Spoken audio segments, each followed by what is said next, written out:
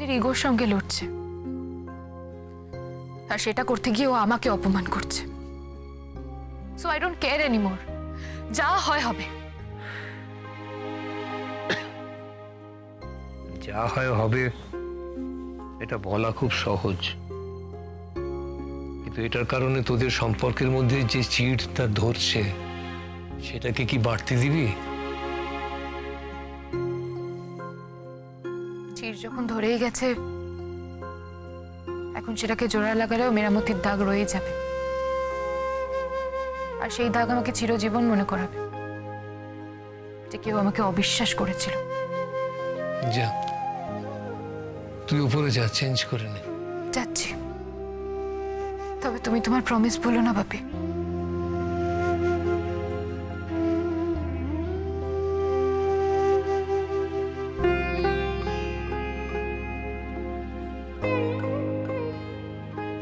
আমি তোকে কথা দিয়েছি নীলাঞ্জনার ব্যাপারে সার্থককে কিছু বলবো না, কিন্তু অন্য কারোকে বলবো না এমন কথা তো দিইনি। এই ব্যাপারটাকে বাড়তে দেওয়া যাবে না, আমাকে কিছু করতেই হবে। স্রোত অবশ্য এসব নিয়ে আমাকে কিছুই বলেনি, কিন্তু ওদের দুজনের মধ্যে যে কিছু একটা হয়েছে আমি সেটা আঁচ করেছিলাম। আমি যখনই স্রোতকে সার্থকের কথা বলছিলাম ও ইরিটেটেড হয়ে যাচ্ছিল। এখন বুঝতে পারছি আমি টেনশন করব বলেই আমাকে বলতে চাইনি, এই কথাগুলো লুকিয়ে গেছে। তারপর কি বললো জানো, কি সার্থকের মানা না শুনে ও ক্যাম্পে গেছিল, তারপর একটা এরকম অ্যাক্সিডেন্ট হলো, ওই জন্যই নাকি সার্থক ওর ওপর বিরক্ত। এরকম একটা উল্টো পাল্টা অজুহাত দিয়ে কাটিয়ে দিল পুরো ব্যাপারটাকে। না, তুমি টেনশন করবে ভেবে স্রোত যখন তোমাকে কিছু বলতে চাইছে না, ইগনোর করছে, তুমি আর এই বিষয়টা নিয়ে বেশি মাথা ঘামিও না। এমনি অনেক স্ট্রেস গেছে আজকে তোমার উপর দিয়ে। না না, সার্থকের সঙ্গে কথা বলবো আমি এক্ষুনি। ও কি ভেবেছে আমার বোনকে যা খুশি বলে যাবে নাকি? তুমি ফোনটা দাও তো, ওখানে আছে টেবিলে, দাও। আমার কথা শোনো রাই, সকাল থেকে অনেক কথাবার্তা হয়েছে, এবার তুমি একটু রেস্ট নাও তো। যা কথা বলার পরে না হয় বলো। তুমি আর মাথা খেও না তো অনির্বাণ, জ্বালিও না আমাকে। দেখতেই তো পাচ্ছ রেস্ট নেওয়া কি কপালে আছে আমার? নেই। চিরকাল বাচ্চাই মানুষ করে যেতে হবে আমাকে। সবাই মিলে জ্বালিয়ে মেরে দিল আমাকে। জাস্ট এই একজন হয়েছে, পেটের মধ্যে আছে, সারাদিন সরসর করে এদিক ওদিক করে বেড়াচ্ছেন, আর এই একজন আস্ত একটা ইয়ে। আর ওদিকে আর দুজন সাঙ্গাত আছেন, তেনারা নাকি বিয়ে করে সংসার করছেন, উদ্ধার করেছেন আমাকে। উফ, সব কটা শিশু, শিশু সুলভ আচরণ, সব এটা ক্রেশে থাকার যোগ্য এরা সব, জানো তো। তুমি আর কথা বাড়িও না তো, ফোনটা দাও আমাকে। আমি কি করলাম? আমি তো পেট থেকে কথাটা বের করলাম, তুমি সবকিছু তো আমাকেই কেন ফাঁসিতে ঝোলাও বলো? বেশ করি, জ্ঞান জ্ঞান করো না তো। তুমি কি ফোনটা দেবে নাকি আমি নিজে উঠে গিয়ে নিয়ে নেবো? দেখি সরো। আমি দিচ্ছি দিচ্ছি দিচ্ছি, দাঁড়াও দাঁড়াও।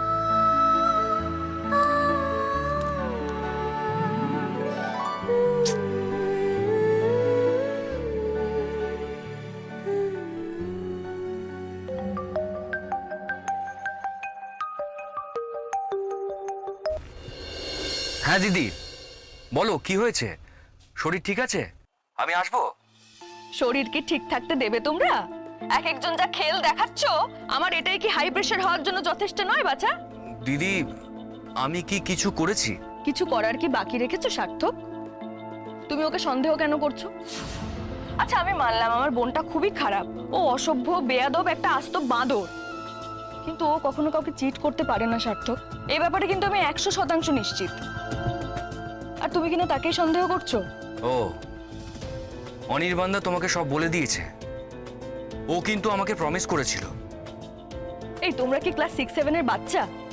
কি শুরু করেছো বলো তো তোমরা? নিজেরা আজব উপদ্রব তৈরি করবে, তারপর অন্যকে দিয়ে প্রমিস করবে যেন কাউকে না বলে। উফ, আর তোমার অনির্বাণদার এত সাহস কোথায় আমাকে না বলে থাকবে? তুমি কোথায় আছো বলো তো এখন? কেন? তুমি এক্ষুনি আমার বাড়িতে এসো সার্থক, তোমার সঙ্গে আমার কথা আছে মুখোমুখি। দিদি, আমার মনে হয় তুমি আমার সঙ্গে কথা বলার আগে স্রোতের সঙ্গে একবার কথা বলো। সার্থক, আমার কিন্তু প্রেশার বেড়ে যাচ্ছে বলে দিলাম। তুমি কি চাও আমি এইভাবে আমার প্রেশার বাড়াই, তারপরে এই শরীর নিয়ে তোমাদের বাড়িতে গিয়ে উপস্থিত হয়ে সকলের সামনে ফয়সালা করি, তারপরে আবার হসপিটালে ভর্তি হই, তাই তো? আচ্ছা তোমার এত সন্দেহ কেন বলো তো ওকে? দিদি, এটা আমার সন্দেহ নয়, এটা আমার বিশ্বাস। আর আমি ড্যাম শিওর স্রোত সব কথা লুকোচ্ছে। শুনলাম যে গুলি করেছে সে নাকি মেয়ে। তারপরও তোমার এই বিশ্বাসটা হলো কি করে? হতেই তো পারে এই মেয়েটা ওই ছেলেটার বর্তমান প্রেমিকা। সে জানতে পেরেছে যে তার প্রেমিক তার প্রাক্তনের সঙ্গে যোগাযোগ করেছে, সেই জন্যই সে বদলা নিতে চায়।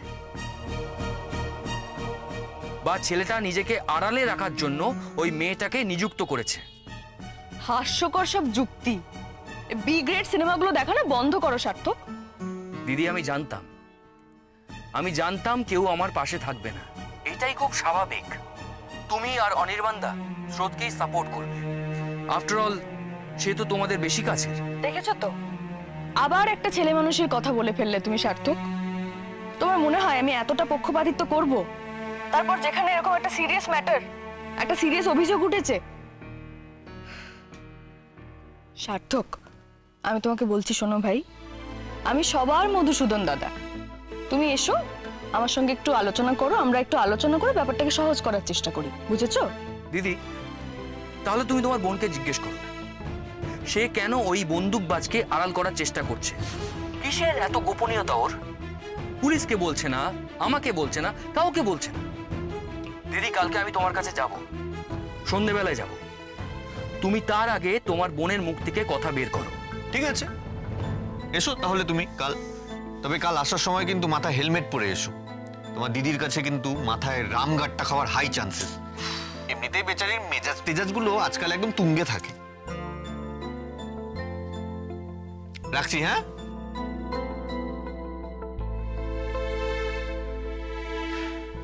তবে সার্থক কিন্তু একটা কথা ঠিক বলেছে।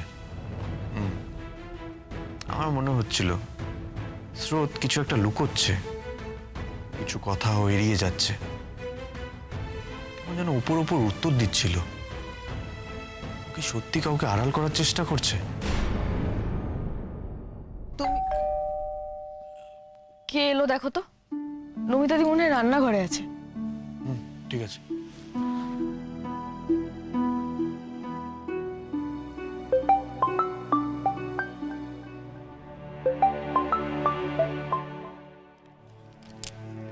হ্যালো আঙ্কেল, কেমন আছেন?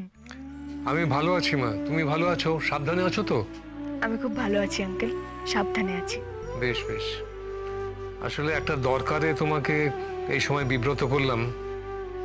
মানে কথাগুলো না বললেও আমার অশান্তি হচ্ছে, আর তুমি ছাড়া কাকে বলবো সেটা বুঝতেও পারছি না। হ্যাঁ আঙ্কেল, বলুন না কি হয়েছে। আমি স্রোত আর সার্থকের ব্যাপারে কিছু কথা বলতে চাইছিলাম। অদ্ভুত সমাপতন। আমি এক্ষুনি ভাবছিলাম আপনার কথাই আঙ্কেল, ভাবছিলাম আপনাকে ফোন করব বলে। ওদের ব্যাপার নিয়ে কথা বলতাম। কি ছেলে মানুষই শুরু করেছে বলুন তো ওরা দুজনে। তার মধ্যে সার্থক আবার হঠাৎ করে অদ্ভুত এরকম উটকো একটা সন্দেহ করতে শুরু করলো কেন স্রোতকে? আপনি জানেন তো কি হয়েছে ওদের মধ্যে? হ্যাঁ, স্রোত আমাকে বলেছে। সেই ব্যাপারেই কিছু জরুরি কথা তোমাকে আমার বলার দরকার। হ্যাঁ বলুন না।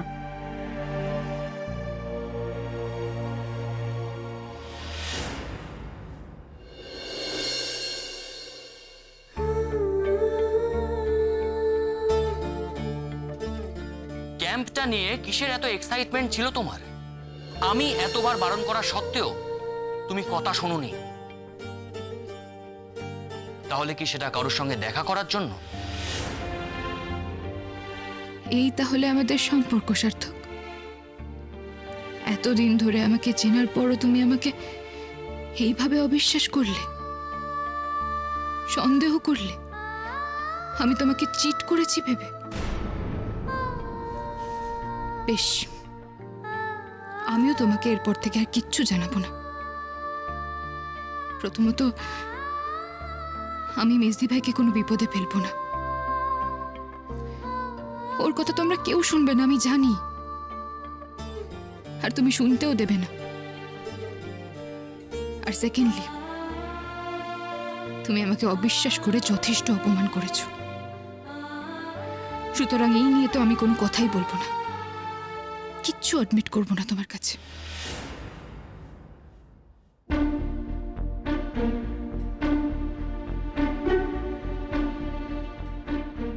Brilliant, brilliant.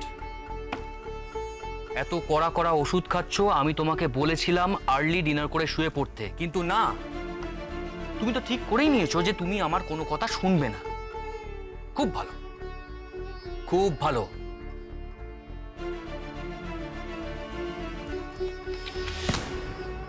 কি হলো, শুনতে পাচ্ছ না আমি কি বলছি? ডিনার করে শোবে চলো। স্রোত, আমাকে উত্তেজিত হতে বাধ্য করো না। তা কেমন হলো সার্চ মিশন? আমার প্রাক্তন প্রেমিকের কোনো হদিশ পেলে, নাকি এখনো তদন্ত চলছে? না, এখনো খুঁজে পাইনি, তবে বেশি দিন লুকিয়ে থাকতে পারবে না। মাটি ফুঁড়ে আমি তাকে খুঁজে বের করব। আমাকে খাটিয়েছেও, আমি এর শেষ দেখে ছাড়ব। দেখতে চাই, আমি দেখতে চাই সে কত বড় গুন্ডা। পুলিশ অলরেডি মুভ করতে শুরু করে দিয়েছে, আর সেটা যে কি মারাত্মক ভাবে তা তুমি কল্পনাও করতে পারবে না স্রোত। Just wait and watch. এবার সেও দেখবে আর তুমিও দেখবে আমি তার কি অবস্থা করি। মেসিকে যদি সত্যি পুলিশ খুঁজে বের করে, কি হবে তাহলে? ওর কি জেল হবে? অ্যাটেম্প্ট টু মার্ডার চার্জ দেবে নিশ্চয়ই। মিস্তি ভাই, নিজেকে নিয়ে কি মরণ খেলায় মেতে উঠলি শেষ পর্যন্ত। কি করব আমি এবার? কি করে বাঁচাবো তোকে? কি হলো স্রোত, টেনশন হচ্ছে? ভাবছো যে এত চেষ্টা করেও আর শেষ রক্ষাটা করতে পারলে না? হ্যাঁ, টেনশন হওয়াটাই তো স্বাভাবিক। প্রাক্তন হোক বা যাই হোক, প্রেমিক বলে কথা। এক্ষেত্রে তুমি পুলিশকে হেল্প করলে ভালো করতে, কিন্তু যার সাথে তো প্রেম ছিল, সেই প্রেমের প্রতি বিশ্বাসঘাতকতা করি কি করে বলো তো? প্রেমহীন ইগো সর্বস্ব সম্পর্ক হলে না হয় তাকে ধরিয়ে দিতাম, তারপর ভান করতাম আমি কত কেয়ারিং। বাহ, চমৎকার। তাহলে তুমি ঠিক করেই নিয়েছো যে কোনোভাবেই তুমি তোমার সেই কাছের মানুষের পরিচয় প্রকাশ করবে না, তাই তো? না, করব না। আমি তো তোমাকে আগেই বলেছি, আমি হলাম লয়াল প্রেমিকা। আর শোনো, এই নিয়ে আমি তোমার সঙ্গে আর কোনো কথা বলতে চাই না। বাই দ্য ওয়ে, নিচে যাওয়ার সময় লাইটটা অফ করে দিয়েছে, আমি শোবো। আর হ্যাঁ, কাল থেকে আমি কলেজ যাব। না, কাল তুমি কলেজ যাবে না। আমি যাব। স্রোত, একদম বাড়াবাড়ি করবে না। আমি বলেছি কাল তুমি কলেজ যাবে না মানে কলেজ যাবে না। তোমার এই ধমক চোখ রাঙানিগুলো না আমার সামনে একদম করবে না। চিৎকার করে অন্য কাউকে ডমিনেট করাটা ভালো ম্যানার্সের মধ্যে পড়ে না, জানো না? কটা দিন পর কলেজ গেলে কোনো অসুবিধা হবে না। কাল তোমার ডক্টর সাক্সেনার সঙ্গে অ্যাপয়েন্টমেন্ট আছে, উনি তোমার হাতের ইনজুরি দেখবেন। সেখানে আমি নিজে চলে যেতে পারবো, কলেজের আগে হোক বা কলেজ থেকে ফেরার পথে। আমি দুদিন হলো কলেজ যাচ্ছি না, আমার তো প্রেমিকদের সাথে দেখা হচ্ছে না। আমার তো মন খারাপ করছো সার্থক। তুমি এত বোঝো আর এইটুকু বুঝতে পারছো না? স্রোত, একদম বাড়াবাড়ি করবে না। কালকে তুমি বাড়ির বাইরে পা রাখবে না।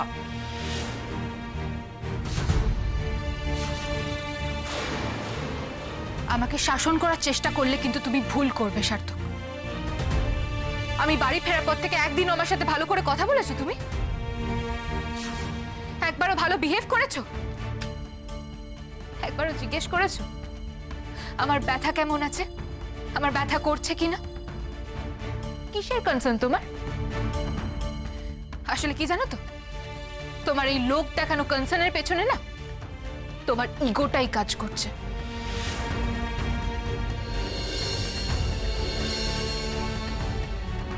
স্রোত,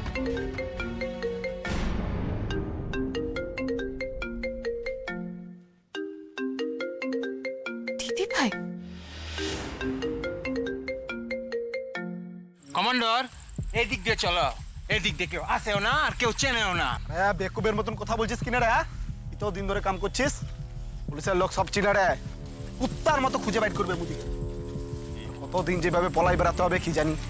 আমার ইচ্ছাটা করে ওর সঙ্গে লড়াই করি, সব কটাকে বুঝিয়ে ছাড়ি আমরা কেন লুট করছি, এদের বোঝাই কাদের জন্য আমাদের এই সংগ্রাম। উফ, তোরা একটু চুপ করতে, এত কথা বলিস না তো। ওরা যে কোথায় কাকে ছাঁট করে রেখে দিয়েছে কে জানে। ক্রান্তি ভাই, ওরা আমাদের পিছু ধাওয়া করছে কিনা সেটাই তো বুঝতে পারছি না। কি করব, একবার খোঁজ লাগাবো কি? হ্যাঁ, তোর তো বুঝে কাজ লাই বুঝছিস। যে রাস্তা দিয়ে গাড়ি নিয়ে এসেছি না, ও রাস্তা চেনার ক্ষমতা না কোনো খুচরের লাই। তাড়াতাড়ি পা চালাও বটে, এই জঙ্গল ছাড়তে হবে, জানোয়ার আছে। আর জানোয়ার আছে, ও মুদের আগের ডিরাটা না খুব ভালো ছিল। এই রে ওই সাইকেল নিয়ে বাজার হাট সব করা যেত। আর টিউশনটাও খুব কাছাকাছি ছিল। এখন ওই নতুন অপারেশনটার জন্য কতদিন এখানে পড়ে থাকতে হবে কে জানে। মোরা এখানে হাওয়া বদলটার লিগে এদিক সেদিক ডেরা পাল্টায় নাকি রে বংশী? হ্যাঁ, ও ডেরাটু ভালো আছে, এই ডেরাটু মন্দ আছে, এসব বাজ বিচার করবি নাকি তুই এখন? এই রে এই হাওয়া বদলই বটে, এটা কিন্তু তোকে মানতে হবে শম্ভু। হ্যাঁ,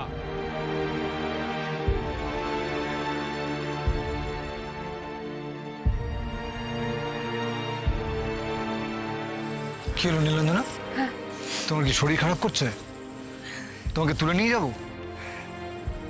দেখো, আমাদের কিন্তু কোনো অসুবিধা নেই। আমাদের দলের কারোর অসুখ বিসুখ করলে কিন্তু আমরা ঘাড়ে করে নিয়ে যাই। আমি অসুস্থ নই, তোমরা সবাই পারলে আমিও পারবো। মাঝপথে অসুস্থ হয়ে পড়লে মুশকিলে পড়বো নীলাঞ্জনা। তোমরা এগো, আমি পেছন পেছন আসছি। এই শোন, তোরা এগো, আমি ওকে নিয়ে আসছি। আরে এটা তুমি কি বলছো কমান্ডারা? এই জায়গাটা চিনা লয়, কেউ আলাদা হয়ে পড়লে না মুশকিল হয়ে যাবে। আর তাছাড়া পুলিশ যদি তাড়া করে এখানে চলে আসে, তোমাদের ক্রান্তি ভাই অনেক বড় বিপদ হয়ে যাবে। না না, আমরা কেউ তোমাদেরকে ছেড়ে যাব না। এই তোরা এত বেশি কথা বলছিস কেন বলতো? আমি যেটা বলছি সেটা কর। ধরা পড়লে আমরা কেউ একসঙ্গে ধরা দেবো না। এই শোনো, তুমি ওদেরকে নতুন ডেরা দেখিয়ে দিয়ে চলে যাবে। আমরা পথের নিশান দেখে ওখানে পৌঁছে যাব। যাও, এই যা তোরা। চল।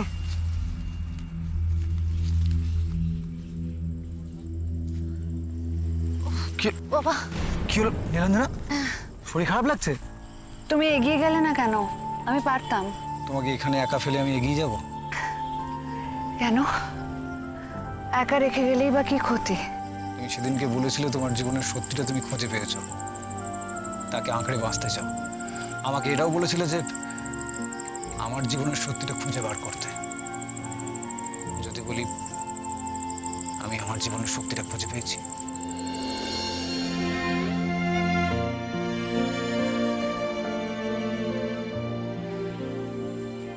এই জীবন বড় কঠিন জীবন নীলাঞ্জনা। আরো অনেক বড় সংগ্রামের জন্য তৈরি হও, আরো অনেক কষ্ট পাওয়ার জন্য তৈরি করো নিজেকে। আমি পাশে থাকলেও এই লড়াই তোমাকে লড়তেই হবে, লড়তেই হবে তোমাকে।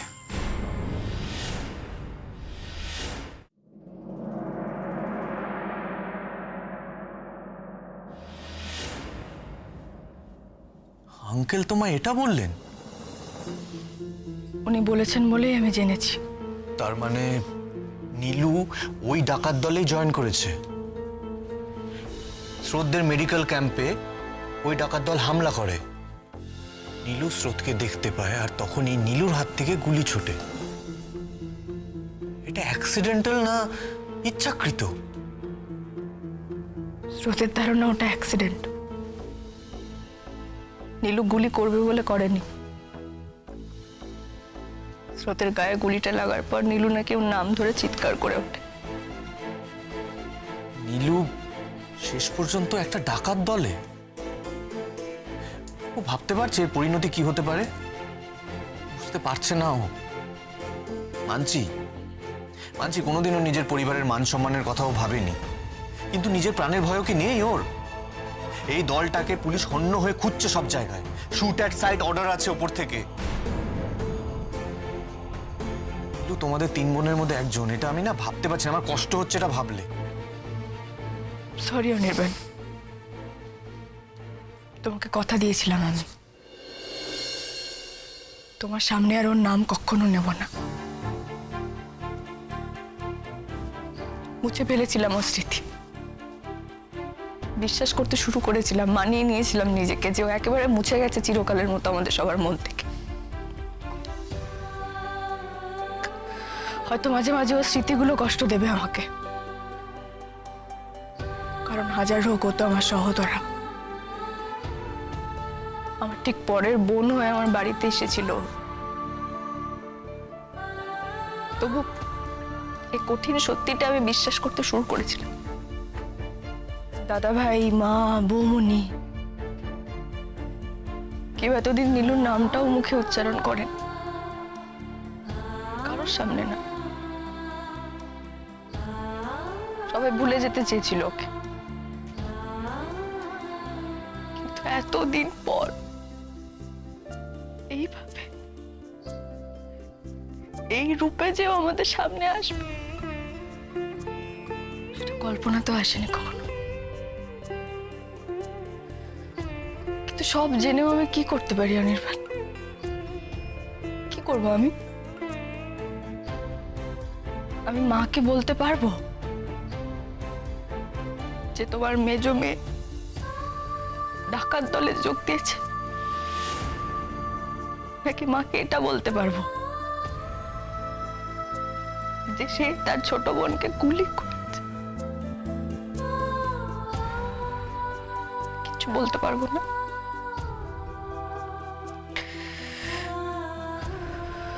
কিন্তু আমি বলি না বলি, সত্যিটা তো একদিন সামনে আসবে। যখন যা হবে দেখা যাবে। তুমি প্লিজ নিজেকে কন্ট্রোল করো, প্লিজ। এত স্ট্রেস নিও না তুমি, প্লিজ। দেখো, যেটাতে তোমার আমার কারোর কোনো হাত ছিল না, কেন সেটা ভেবে নিজেকে অসুস্থ করে তুলছো? হ্যাঁ, নীলু নিজের পথ বেছে নিয়েছে, তুমি কি করবে এতে? তোমার কিচ্ছু করার ছিল না। একটা মানুষকে যতগুলো সুযোগ দেওয়া যায় সেই সব সুযোগ তুমি ওকে দিয়েছো, তারপরও যদি ও এটা করে তোমার কিচ্ছু করার নেই এতে। প্লিজ এটা ভেবো না, এসব নিয়ে ভেবো না তুমি, প্লিজ। আমার শরীর মন কোনোটার উপরই আমার হাত নেই অনির্বাণ। সত্যি কথা বলতে আমি আঙ্কেলের কাছ থেকে জবে থেকে এই কথাগুলো শুনেছি না, খুব অস্থির অস্থির লাগছে নিজেকে। মাঝে মাঝে মনে হচ্ছে আমি কি সবকিছুর জন্য দায়ী?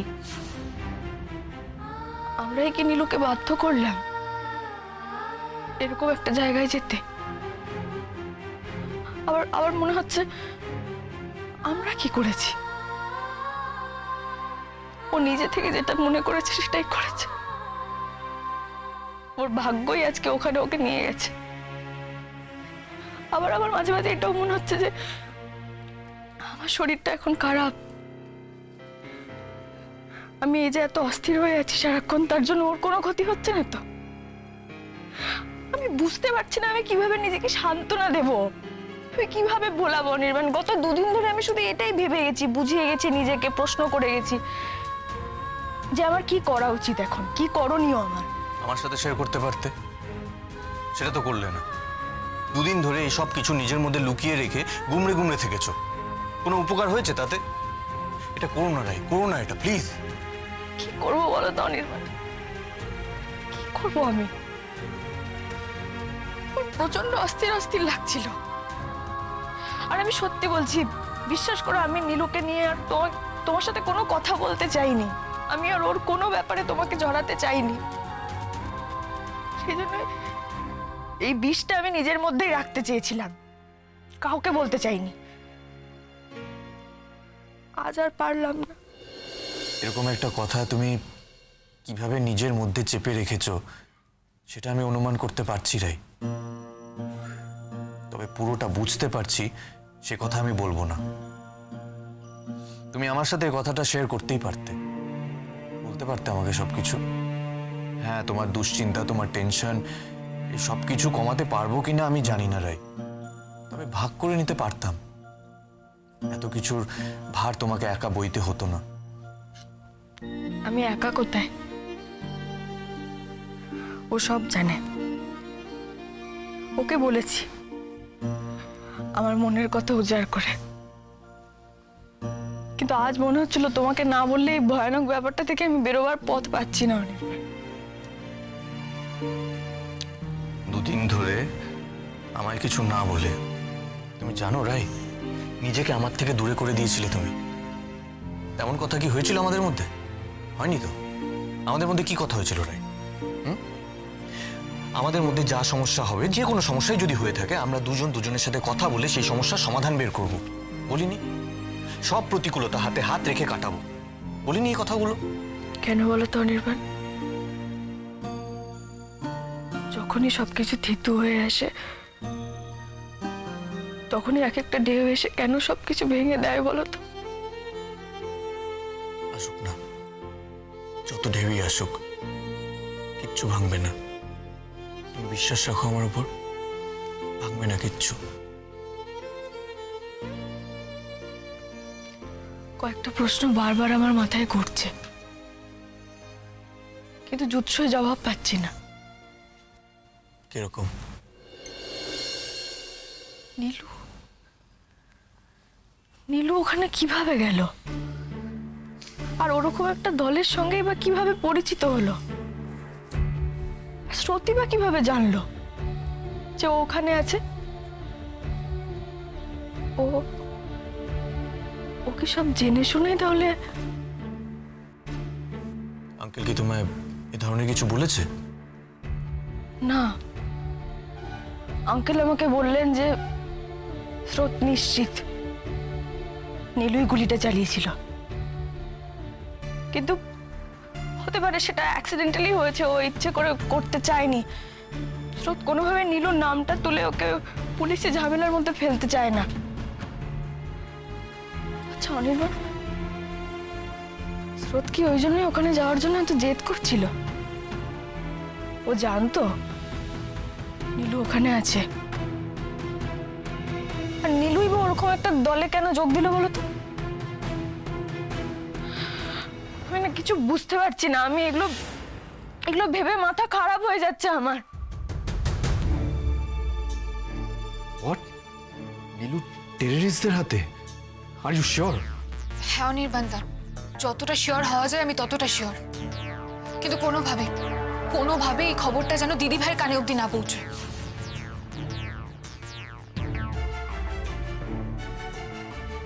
রাই, আমি তোমাকে আবারও বলছি, তুমি কিন্তু স্ট্রেস নিও না। নীলু কেন আর কিভাবে এই দলটার সাথে যুক্ত হলো সেটা কিন্তু আমি বেশ বুঝতে পারছি। কি কি বুঝতে পারছো তুমি? কে এসেছে দেখে আসি। বাইরে নমিতাদি আছে, দরজা খুলে দিতে পারবে। তুমি প্লিজ তোমার কথাটা শেষ করো আগে অনির্বাণ। তুমি কি করে জানলে? রাই, আগে দেখিনি কে এসেছে প্লিজ। স্রোত এসেছে, কলেজ থেকে সোজা এখানে আসতে বলেছিলাম ওকে আমি। প্লিজ তুমিও আসার আগে বলো অনির্বাণ, নীলু এরকম একটা দলে কিভাবে যোগ দিল, কিভাবে ঢুকলো? স্রোতকে এখানে আসতে বলেছো তুমি? হ্যাঁ, আমি আসতে বলেছি। ওর সামনে আমার কথা আছে, আজ সবকিছু জানতে হবে আমাকে। তার আগে প্লিজ তুমি আমাকে বলো অনির্বাণ, কি করে জানো তুমি সবকিছু? ইস, নক করে ঢুকতে ভুলে গেলাম। সরি। ইয়েস ম্যাডাম, বলুন কিসের জন্য অধিনাকে এত জরুরি তলব? আপনি ডেকেছেন নাকি জুনিয়র তার মিমিকে আসতে বলেছে?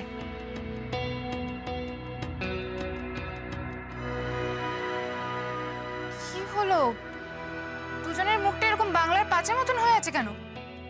একবার নিজেদের মুখগুলো দেখো তো আয়নায়, মনে হচ্ছে বিশ্বের সব চাপ তোমাদের উপরই আছে।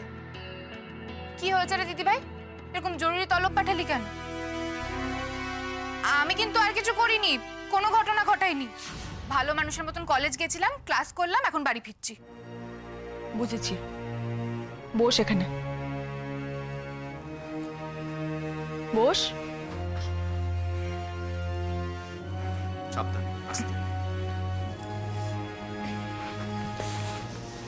হাতের ব্যথা কেমন আছে?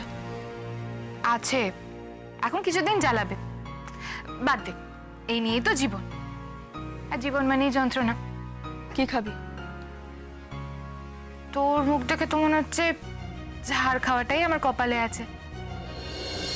তোর ঝাড় খেয়ে, বাক্যবান খেয়ে যদি পেটে জায়গা থাকে তখনই না হয় বলবো। অচর্দি, তুমি চা খাবে না কফি খাবে, নাকি ঠান্ডা কিছু বানিয়ে দেবো? ঘোল বানিয়ে দেবো, গরমের থেকে তো এলে। হ্যাঁ, তাই ভালো নমিতা দি, এরাও মনে হচ্ছে আমাকে এখানে ঘোল খাওয়াবে বলেই ডেকেছে। তুমিও তাই দাও।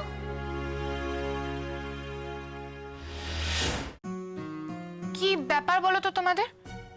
তোমাদের দুজনেরই মুড অফ কেন? আমি আসার আগে তো বেশ হাত ধরাধরি করে রোম্যান্স করছিলে। কি কেস? কি হয়েছে রে দিদিভাই? এবার তো কৌতূহলে আমার পেটটা গুড়গুড় করছে।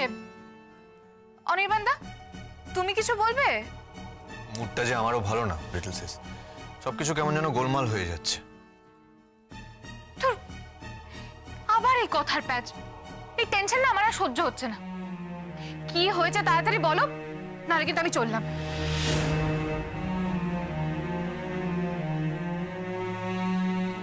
কি হলো বলতো?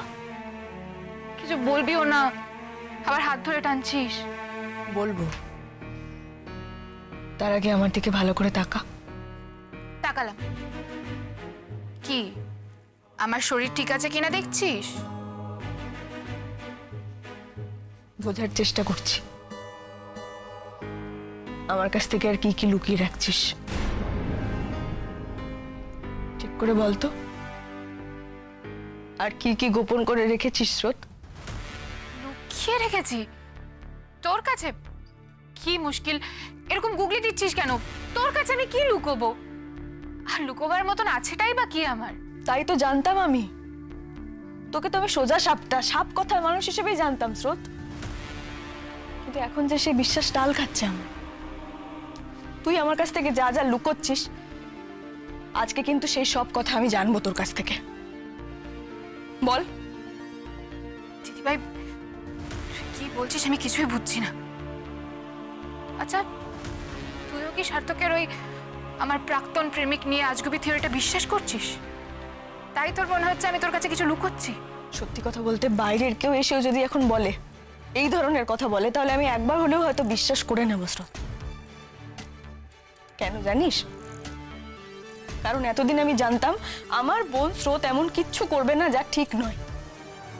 কিচ্ছু লুকোবে না আমার কাছ থেকে। তুই যে এমন একটা কাজ করবি আমি কখনো ভাবতেও পারিনি। তুই এত বড় কথাটা আমার কাছ থেকে লুকিয়ে গেলি, তাও আবার আমার কাছ থেকে। আমি আমি কিছু লুকোইনি। আমি আর বাদ লুকিয়েছিস। তোর সঙ্গে নীলুর যোগাযোগ ছিল, আর সেটা তুই আমাদের প্রত্যেকের কাছ থেকে লুকিয়ে গেছিস। না,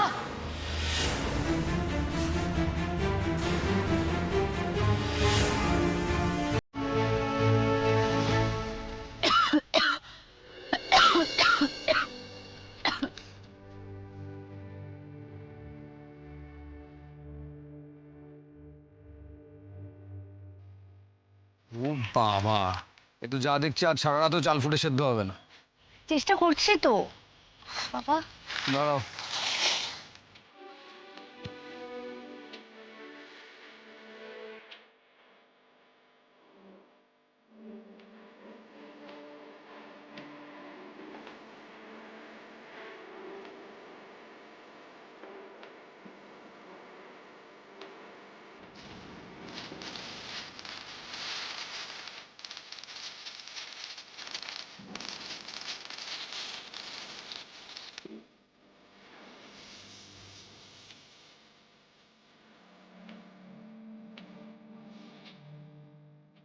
আমি ভুল বলছি না নীলাঞ্জনা, দেখো তুমি এভাবে পারবে না।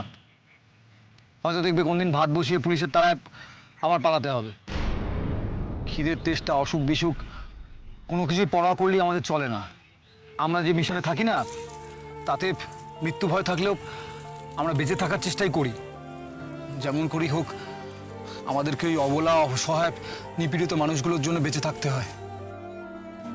আর সেটাই আমাদের জীবনের একমাত্র লক্ষ্য আর একমাত্র তাগিদ। আমি অনেক ভেবে দেখলাম নীলাঞ্জনা, বিশ্বাস করো তুমি পারবে না এখানে থাকতে। তুমি ভেবো না যে তোমাকে আমি অসম্মান বা ছোট করে বলছি। দেখো, সত্যি কথা বলতে তোমার জীবনের সঙ্গে এই জীবনের অনেক ফারাক। তোমার চেষ্টার ত্রুটি না থাকলেও তোমার শরীর এই ধকল নিতে পারবে না। এখনো সময় আছে, সারেন্ডার করো। তুমি মেয়ে বলে ওরা হয়তো অতটা টর্চার করবে না। তুমি বলে দেবে যে আমরা তোমাকে জোর করে ধরে নিয়ে গেছিলাম, তোমাকে দিয়ে জোর করে এইসব কাজ করিয়েছি। তোমার আসল পরিচয় জানলে ওরা হয়তো তোমার শাস্তি কমিয়ে দেবে। শহরে ফিরে আবার তুমি তোমার নিজের লোকজনদের কাছে যেতে পারবে। একটু নুন ছিটিয়ে গলা গলা ফেনা ভাত কিন্তু অমৃত, তার উপর যদি একটা কাঁচা লঙ্কা হয়ে যায় তাহলে তো দারুণ। তুমি কানে কোনো কথা তুলবে না, তাই তো? আমি বৃথাই বকে গেলাম। যাকে বাকিরা কোথায়? ও মন্দিরা নুনের খোঁজে গেছে, আর বংশী ভাই রসিক ভাই ওরা জঙ্গলের দিকে গেছে, যদি ফল টল কিছু পাওয়া যায় কাল চাটনি বানাবো। আমাকে বোঝাচ্ছ নীলাঞ্জনা? আমরা না জলকেও দিনের পর দিন কাটিয়ে দিতে পারি, তুমি নুন ভাতকে কদিন থাকতে পারবে? ভালো কথা বলছি, তুমি ফিরে যাও। খুব শিগগিরই এই জায়গাটা আমাদেরকে ছাড়তে হবে। মদনকে খোঁজ নিতে পাঠিয়েছি, তুমি এখান থেকেই ফিরে যাও। কমান্ডার, তোমার জানায় একটু ফাঁক থেকে গেছে। আমি জগতে এমন কিছু একটা খুঁজে পেয়েছি যা আমি কোনো কিছুর বিনিময়ে হারাবো না। খিদের ভয় দেখাচ্ছ আমায়? নেই সেই ভয়। আর যদি যেতেই হয় আমাকে, আমি একা যাব না, তোমাকেও সঙ্গে নিয়ে যাব। আমার মরণ চাও নাকি বলো তো? হ্যাঁ, ওই জানোয়ারগুলো আমাদেরকে পেলে না হয় আমাদেরকে ফাঁসি দেবে, আর নাহলে যাবজ্জীবন। সেখানেও নিস্তার আছে কিনা সন্দেহ। হয়তো দেখবে গুলি করেই মেরে দিল। কেন মারবে? তোমরা তো কাউকে খুন করনি, তোমরা তো একটা সংগ্রাম চালাচ্ছ। সেই সংগ্রাম ওদের কাছে অর্থহীন। আমরা ওদের দক্ষতাকে, ওদের ক্ষমতাকে চ্যালেঞ্জ করেছি, ওদেরকে চোখ রাঙিয়েছি, ওদের তোয়াক্কা না করে নিজেদের অধিকার কেড়ে নিতে চেয়েছি। আমি মানছি আমরা নিয়ম ভেঙেছি, আমরা প্রশ্ন করেছি কেন সবাই সমান অধিকার পাবে না। আমাদের দেশের সংবিধানে যা লেখা আছে সেটা সবার জন্য কেন সমানভাবে প্রয়োগ হবে না? এত প্রশ্নের জবাব না ওদের কাছে নেই, আর সেই জন্যই আমাদেরকে নিশ্চিহ্ন করে দিতে হবে, নাহলে যে ওদের ক্ষমতার ভিতটা নড়ে যাবে। সেই গানটা শোনোনি? রাজা রাখলো তাদের চেপে, যারা উঠলে পরে খেপে, রাজার আসনখানা করবে টলমল। আচ্ছা, তুমি কখনো তলিয়ে ভেবেছো এভাবে কদিন চলবে? এভাবে কটা মানুষের পাশে দাঁড়াতে পারবে? কজনেরই বা উপকার করতে পারবে? এর মধ্যে সংশয় হচ্ছে তো। এই সংশয় থেকেই অবিশ্বাস আর ভয়ের উদ্ভব হয়, আর এটারই অপেক্ষা করে ওরা যে কখন আমাদের দল থেকে বেরিয়ে ওদের দলে কেউ ফেরে। সংশয় নয়, প্রশ্ন করছি তো। আমরা যদি নিজেদেরকে নিয়ে ব্যস্ত থাকি তাহলে আমরা মানুষের পাশে দাঁড়াবো কি করে? নিজেদের লুকিয়ে রাখতে, নিজেদেরকে আড়ালে রাখতে কতটা সময় চলে যায় বলো তো? ওদিকে ভোলা, লক্ষ্মী, টিয়া, বদন ওরা আসবে বই নিয়ে, আর আমরা ওদেরকে স্বপ্ন দেখিয়ে অন্য কোথাও চলে যাব স্বপ্নের কথা বলতে, স্বপ্ন দেখাতে। এভাবে আমরা কটা মানুষের পাশে দাঁড়াতে পারবো? কজনের উপকার করতে পারবো? তবে কেন যেতে চাইছো না তুমি? তুমি যে কাজ করছো সেটা তো তোমার পছন্দ নয়। তুমি যেভাবে মানুষের সাহায্য করতে চাইছো তুমি সেইভাবে করো। কাজ যে পছন্দ নয় তা তো বলিনি, মনে প্রশ্ন আছে তাই জিজ্ঞেস করছি। প্রশ্ন আছে মানে বিশ্বাস নেই। যে কাজে বিশ্বাস নেই সেই কাজ করো না নীলাঞ্জনা, তাতে তুমি নিজের ক্ষতি করবে আর আমাদেরও। কটা দিনই তোমার মধ্যে বিভিন্ন রকমের হতাশা তৈরি হয়েছে দেখতে পাচ্ছি। কিছু হয়নি, কিছু হবে না, এই বিলাসিতায় তুমি ভাসতে পারো, কিন্তু এই ধারণা আমাদের দলের কারোর মধ্যে ঢুকে যাক সেটা কিন্তু আমি বরদাস্ত করব না। তার চেয়ে তুমি এখান থেকে চলে যাও। আমি যে কথাগুলো তোমাকে জিজ্ঞাসা করলাম সেগুলো ইলজিক্যাল নয়, সেটা তুমি খুব ভালো করে জানো ক্রান্তি। আর কতদিন এভাবে তোমরা পুলিশের হাত থেকে পালিয়ে বেড়াবে? কখনো না কখনো কেউ না কেউ তো বিট্রে করবেই। তখন এই পালানোটা সারা জীবনের হতে পারে না, সেটা তুমিও খুব ভালো করে জানো ক্রান্তি। তাহলে তুমি কি করতে বলছো আমাকে? আমি দুহাত তুলে ওদের সামনে দাঁড়াবো, ওদের দলে ভিড়ে ওদের মতো ভোটে দাঁড়িয়ে হাসি মুখে ওই মানুষগুলোর থেকে ভোটছে তাদেরই পেছনে ছুরি মারবো? আমাদের আদর্শ, আমাদের বিশ্বাস এগুলো তোমার সঙ্গে মিলছে না নীলু, একেবারে মিলছে না। এমন না হয় আমাকে তোমাকে জোর করে সরিয়ে দিতে হয় আমার দল থেকে।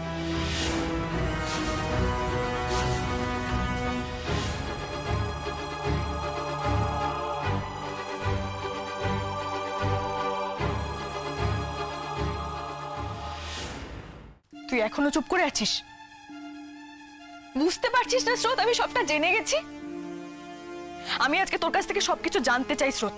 চুপ করে থাকবি না প্লিজ, বল আমাকে কি হলো, বল।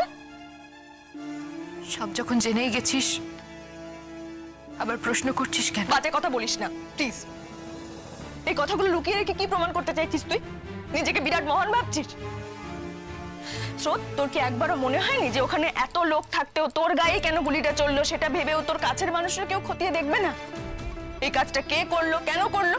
যেই ঘটনাটা ঘটেছে সেটা একটা অ্যাক্সিডেন্ট ছিল, এটা আমি অনেকবার বলেছি দিদি ভাই। কেউ ইচ্ছে করে গুলি চালায়নি। কিন্তু গুলি তো নীলুই চালিয়েছিল স্রোত। তুই তো চিনতে পেরেছিলিস ওকে, আর ও তোকে চিনতে পেরেছিল। নীলুর সঙ্গে কতদিন ধরে যোগাযোগ আছে তোর? তোদের দুজনের কিভাবে যোগাযোগ হলো? আমার সাথে ওর কোনো যোগাযোগ ছিল না। হতেই পারে না, হতেই পারে না এটা। আমার তো মনে হয় তুই জানতিস নীলু ওখানে আছে, সেই জন্য ইচ্ছে করে গেছিলিস তুই, তাই না? তুই জেদ করে গেছিলিস।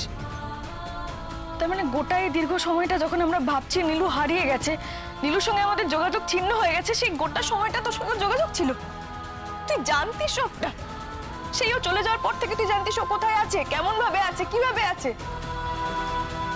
তাই জন্য তুই বারবার ওকে হেল্প করতে গেছিলিস, তাই তো? তুই জানতিস ও কোথায় আছে, ও কেমন আছে, ও কিভাবে আছে, সবকিছু জানতিস। তুই প্ল্যান করে ওখানে গেছিলিস স্রোত। আমি কিচ্ছু প্ল্যান করিনি, কিচ্ছু না। কিসের প্ল্যান? আমি জানতাম না, আমি কিছু জানতাম না। কোথায় যাচ্ছ? বসো এখানে, বসো, চুপচাপ বসো। রাই, স্রোত দুজনকেই বলছি কিন্তু এভাবে চেঁচিয়ে অশান্তি করে নিজেদের শরীর আরো অসুস্থ করে তুলো না তোমরা। হ্যাঁ মানছি তোমাদের মন অশান্ত হয়ে আছে, অস্থির হয়ে আছো তোমরা, কিন্তু প্লিজ ফর গড সেক আমাদের মধ্যে আরো একজন আছে, তার কথা অন্তত ভাবো। তার কথা ভেবে নিজেদেরকে একটু শান্ত রাখো প্লিজ। দিদি ভাই বিলিভ মি, আমার মেজদি ভাইয়ের সাথে কোনো যোগাযোগ ছিল না। যদি থাকতো আমি ওকে এই পথে যেতে দিতাম? আমি শুধু কলেজের অ্যারেঞ্জ করা একটা মেডিকেল ক্যাম্পে গেছিলাম, যার জায়গাও আমি ঠিক করিনি আর দিনও আমি ঠিক করিনি। তাহলে কেন দিদি ভাই, কেন তুই আর সার্থক বারবার বলছিস আমি প্ল্যান করে ইচ্ছে করে ওখানে গেছিলাম? ওখানে একটা ঘটনা ঘটেছিল, এইটুকুই। আর হ্যাঁ, কোইন্সিডেন্টলি ওখানে মেজদি ভাই ছিল, ব্যাস। তুই এটা কেন বুঝতে চাইছিস না? ব্যাস এইটুকুই, মানে বাদ বাকি সবটা কোইন্সিডেন্টলি হয়ে গেল বলছিস তুই? শ্রোতালে আমাকে একটা কথা বলতো, নীলু ওখানেই কেন গেল? তুই তো বলছিস ওর সঙ্গে তো যোগাযোগ ছিল না, তাহলে নীলু ওখানেই কেন গেল? ও নিশ্চয়ই জানতো না আমার কলেজ থেকে ওখানে ক্যাম্প করতে যাচ্ছে। জানলে ওখানে যেত না দিদি ভাই।